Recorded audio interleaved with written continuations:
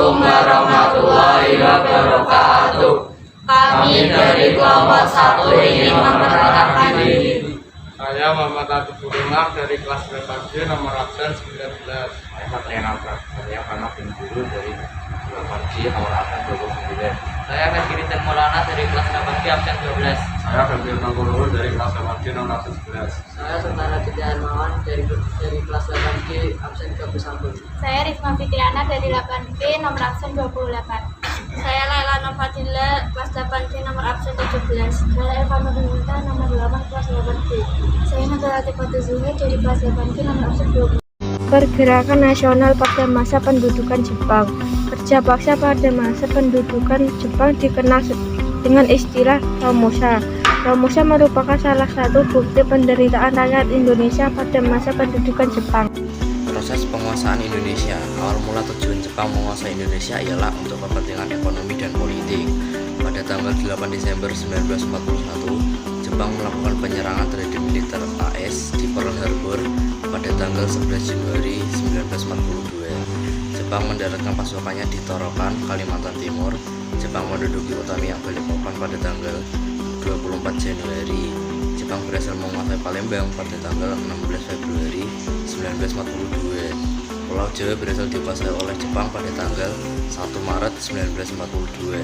Setelah melakukan berbagai pertempuran, Belanda akhirnya menyerah tanpa syarat kepada Jepang pada tanggal 8 Maret 1942 di Kalijati, Subang, Jawa Barat.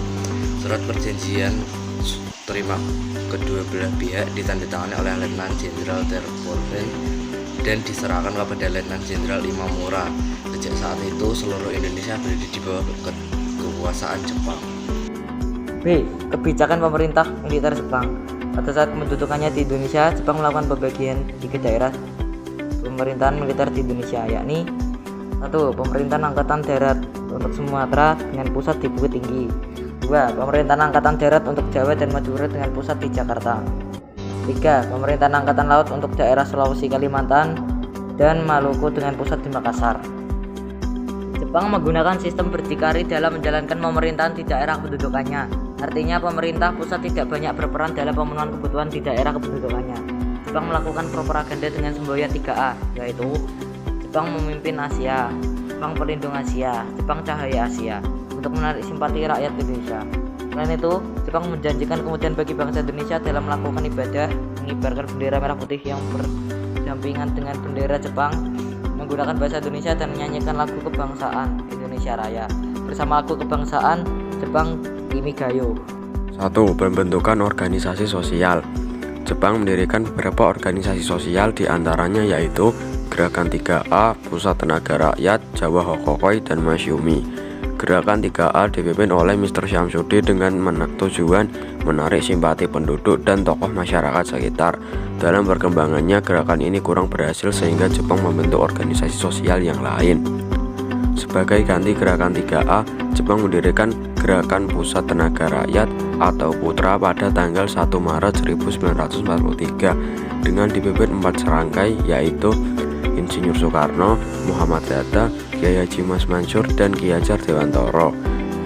Selanjutnya, pemerintahan Jepang membentuk Jawa Hokokoi pada tahun 1944. Gerakan ini berdiri di bawah pengawasan para pejabat Jepang. Tujuan pokoknya adalah menggolong dukungan untuk rela berkorban demi pemerintah Jepang. Selanjutnya, pada tahun 1943, Jepang membentuk Masyumi, Majelis Syuro Muslim Indonesia, yang dipimpin oleh Kiai Haji Hasyim Asy'ari dan Kiai Haji Mas Mansur. Tujuannya untuk menarik masyarakat Muslim di Indonesia. 2. Pembentukan organisasi semi militer. Tujuan utama yaitu menyerahkan rakyat Indonesia untuk membantu Jepang menghadapi sekutu Jepang. Membentuk berbagai organisasi semi militer seperti Senedan, Fujinkai Keibudan, Heiho Pembela Tanah Air atau PETA. Organisasi Senedan atau Barisan Pemuda dibentuk 9 Maret 1943. Tujuannya adalah untuk membantu Jepang menghadapi sekutu. Fujinkai merupakan himpunan kaum wanita di atas usia 15 tahun untuk latihan semi militer. Keibudan merupakan barisan pembantu polisi untuk laki-laki berumur 20-25 tahun. Heiho didirikan pada tahun 1943 merupakan organisasi pembantu prajurit tentang tentara Jepang. Peta Pembela Tanah Air yang didirikan pada tanggal 3 Oktober 1943 merupakan pasukan bersenjata yang memperoleh pendidikan militer khusus dari Jepang. 3. Pengetahuan Romusa. Romusa merupakan kerja paksa seperti halnya kerja rodi pada masa pemerintahan Belanda. Anggota-anggota Romusa dikerahkan Jepang untuk membangun jalan kubu, pertahanan, kereta api, jembatan, dan lainnya. Jepang juga merekrut Jagon Ianfu, yaitu memaksa wanita untuk menjadi penghibur Jepang di berbagai pos medan pertempuran. 4. Eksploitasi kekayaan alam. Jepang selain menguras tenaga rakyat Indonesia juga mengaruh kekayaan alam dan harta benda yang dimiliki Indonesia guna untuk kepentingan Jepang. Usaha perkebunan dan industri harus mendukung keperluan perang Jepang. Selain itu, rakyat juga wajib menyerahkan bahan pangan secara besar-besaran kepada Jepang. Hal ini menimbulkan berbagai penderitaan rakyat Indonesia, terutama kekurangan makan pangan sehingga berakibat pada musibah kelaparan dan penyakit pusung lapar di Indonesia. C. Sikap kaum pergerakan. 1. Memanfaatkan organisasi bentukan Jepang. Para pemimpin putra seperti Soekarno, Muhammad Hatta, Ki Hajar Dewantara, dan Kyai Haji Mas Mansur memanfaatkan putra sebagai ajang komunikasi dengan rakyat dan juga kampanye nasionalisme. 2. Gerakan bawah tanah atau perjuangan melawan Jepang dengan cara sembunyi-sembunyi.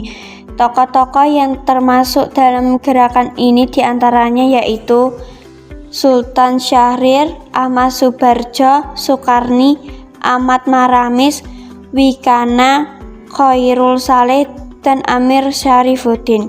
Mereka terus memantau perang Pasifik melalui radio-radio bawah tanah. Pada saat itu, Jepang melawan bangsa Indonesia memiliki pesawat komunikasi. 3. Perlawanan bersenjata. Perlawanan bersenjata diantaranya dilakukan oleh A. Perlawanan rakyat Aceh. Dilakukan oleh Tengku Abdul Jalil, seorang ulama di Cotliang Aceh, menentang peraturan-peraturan Jepang. Pada tanggal 10 November 1942, ia melakukan perlawanan. Dalam perlawanan tersebut, ia tertangkap dan ditembak mati. B. Perlawanan Singaparna, Jawa Barat. Dipelopori oleh Kiai Haji Zainal Mustafa yang menentang sekre yakni menghormati Kaisar Jepang.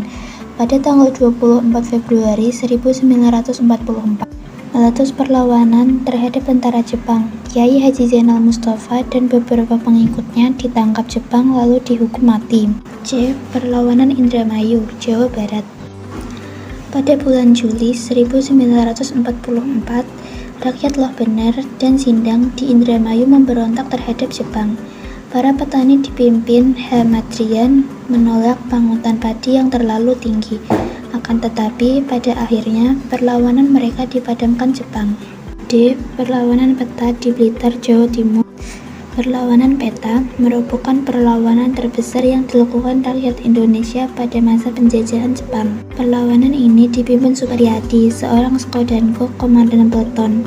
Pada tanggal 14 Februari 1945, perlawanan dipadamkan Jepang karena persiapan Supriyadi dan kawan-kawan kurang matang.